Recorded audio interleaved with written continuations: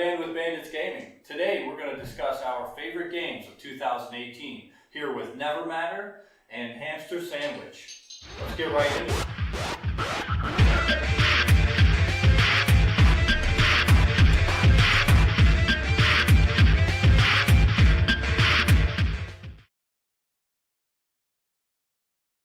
Alright, the first game on my list today is going to be Super Smash Bros. Ultimate.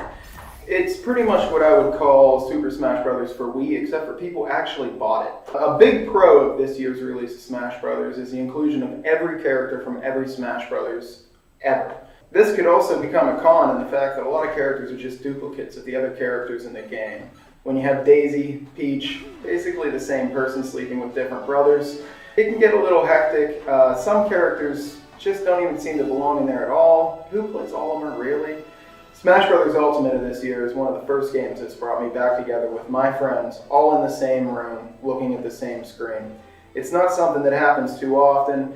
It's amazing in that way. But the other side of that is it's also the first one that has really realized online components. The last major issue I had with this game was the fact that it's not actually just a $60 game. Due to the fact that to anybody that's ever played a Smash Bros. Game, this game is actually unplayable with the Switch controls, nearly unplayable with the Switch undocked. It would be argued that you have to have a GameCube controller to get the Twitch function that you need to play this game correctly. Since I have myself a nice GameCube controller, I see I'll be having fun with this game for a long time to come. Next game on my list is Motion Twin's Dead Cells, released in August of this year. A game that far outshines its review controversies and far outshines the small studio that Motion Twin even is. It's a pretty amazing game from start to finish, which is only going to take you about an hour once you spend the first 60 hours learning how to play it. So what Dead Cells does best is finds that little tiny button in the back of your brain that says happy and punches it over and over and over again until you're too exhausted to go to sleep. It starts very simple with minimal weapons, minimal armor, minimal everything. And you find yourself doing run after run, dying and dying and dying in order to upgrade your arsenal, get better weapons and armor, and sometimes just grinding gold to make your next run better. With 13 procedurally generated levels, every run is going to be a different situation with different armor, different enemies, different weapons, all strewn across the map. And of course, with the roguelike elements, different choices that you can make to help or hinder your experience throughout the fight. I personally found it very hard to fight the one more turn urge until 4 in the morning every single night since it came out on the Nintendo Switch. My absolute favorite game of 2018 was God of War, or as we like to call it, Horrible Dad Simulator. It is such an amazing game from top to bottom, and a real break from the monotony that has been open world games over the last few years. It's the first game that brought me back to the open world genre that made me actually want to explore and visit the content that the developers put into the game. They did this by adding great voiceovers throughout the entire thing. Not just between Kratos and Atreus, but between the dismembered head that you happen to find along your journey. One of the things I loved about this game is it's one of the first games I've seen where, even though I played it on medium settings, you could absolutely turn this down to easy and enjoy this game just as much because the storyline, the elements, the beauty of walking around and shooting Drager in just various types of settings can really wow you while you're playing. Another big part of the God of War franchise has always been the puzzle systems. These puzzles seem to work themselves out naturally and always leave you feeling fulfilled whenever you finish them. The 16 to 25 hours that it takes to beat this game really leaves you with a great sense of accomplishment, as well as a great sense of camaraderie with what might be the best companion ever in a video game. If you're looking for a great game to play with that PS4 that you just got for Christmas, God of War is the one to go.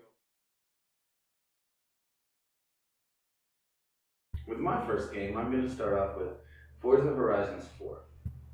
Forza Horizon 4, without any hesitation, speeds right back into the racing scene.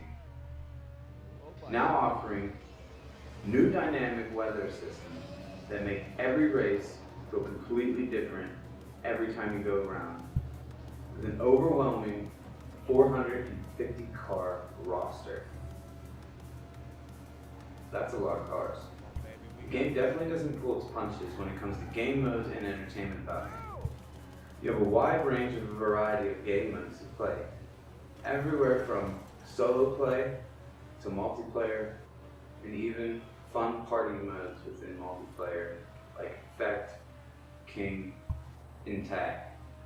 To expand more on community play, a really cool feature is the Forzathon Live, a live streaming Forza event that runs every hour in the game world that gives players a chance to compete and team up with other players in fun, team-based, and other party-style game modes. And in closing, and probably one of the best things about the game, is its inclusion in Xbox Game Pass. That gave Xbox gamers the direct opportunity to play Forza Horizons 4 right at launch. And that's pretty awesome if you ask me.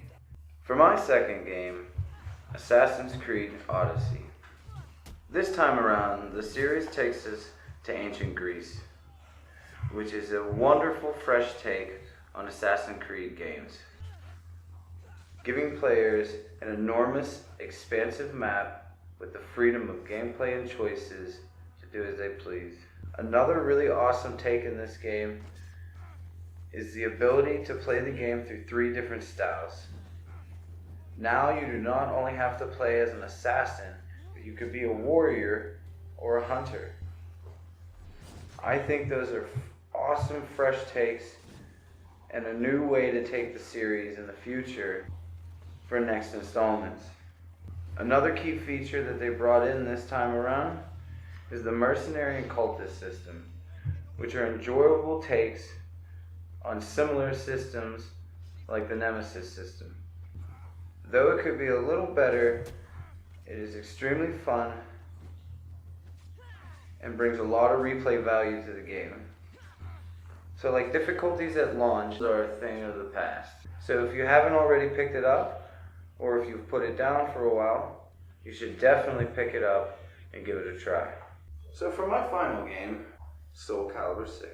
Soul Calibur 6 comes slashing back into the scene with all the hacking and slashing and bashing you've always been familiar with. The game is visually stunning with refined gameplay that bring fights that stay true to the legacy of Soul Calibur. The combos make you feel powerful. Gameplay is fluent, controls are not complex, easy for beginners to pick up, but yet fun and deep for veteran players. The game offers your normal average run-of-the-mill game modes you would expect from Soul Calibur. A story mode, verse, online, etc. I personally find ranked network mode to be extremely fun and satisfying. But the one feature I did not mention, which has made its return yet again, is character creation. An amazing and deep system where you could literally make your own entire roster. So all in all, I would have to say Soul Calibur 6 was my most enjoyable game of 2018. For I already have many hours invested in the game. If you haven't already picked it up or checked out the demo when it dropped, definitely get this game and begin your legacy of souls.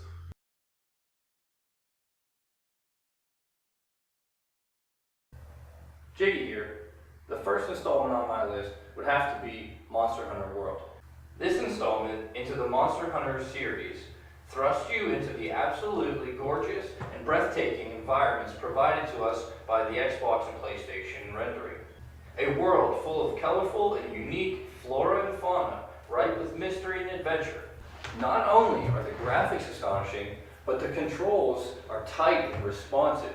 The animations have a sense of weight to them, which really adds a sense of intensity to the combat. And with any Monster Hunter game, you have an enormous library of fangs, hides, teeth, scale, and all kinds of other monster pieces that you can chop off of your enemies to be able to enhance or craft certain gear. Add in the ability to experience this world with a friend on a higher resolution screen such as a television or a monitor, and you have one of the most accessible Monster Hunter games in the series. And I would definitely recommend this game for anybody who's an action RPG enthusiast or even just a fan of the Monster Hunter series. You have to check this one out. The next installment on my list would have to be Sea of Thieves. I hear you saying, but Jiggy, the murky waters surrounding the release with promised microtransactions and a shallow gameplay loop at launch.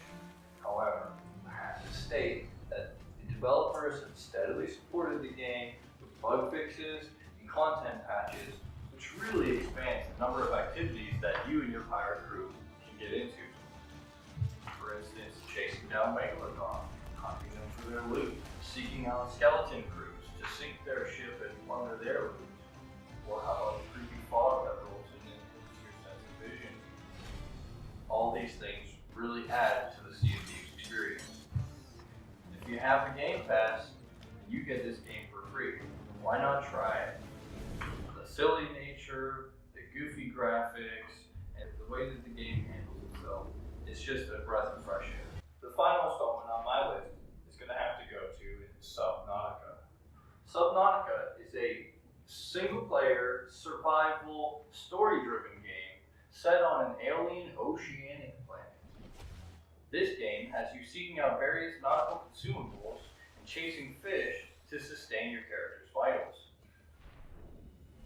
The gorgeous graphics and deep and enthralling story allowed me to forgive them for some of the character bugs that I experienced. With that being said, I could easily recommend Subnautica for any oceanic enthusiast, anybody who enjoys a good survival game, and anyone looking to try a unique story-driven game. Well, there you have it, our favorite games of 2018. If you disagreed or agreed, or if you felt like a few games should have been on there or shouldn't have been on there, let us know in the comments below. Well, thanks again for watching, and subscribe for our giveaways. Take care, everybody.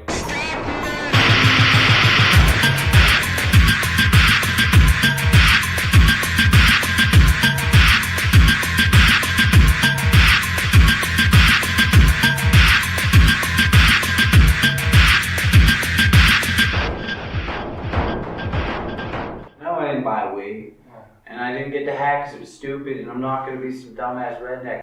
Our most enjoyed games from 2018.